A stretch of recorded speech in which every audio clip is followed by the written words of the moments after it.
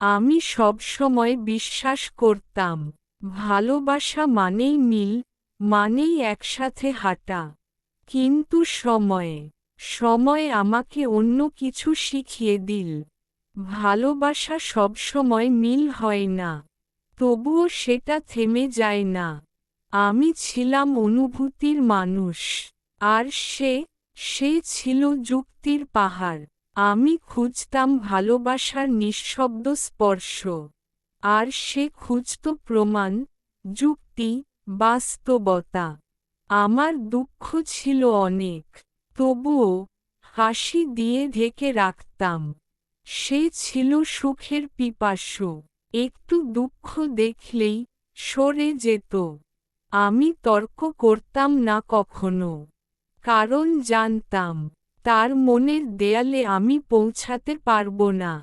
আমি বারবার প্রমাণ দিয়ে গেছি ভালোবাসি তাকে, আর সেই নিজেকে জড়িয়ে রেখেছিল অবিশ্বাসের চাদরে।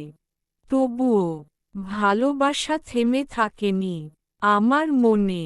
হয়তো তার কাছে আমি ছিলাম অমিল, কিন্তু আমার কাছে সে ছিল অবিরত চাওয়া।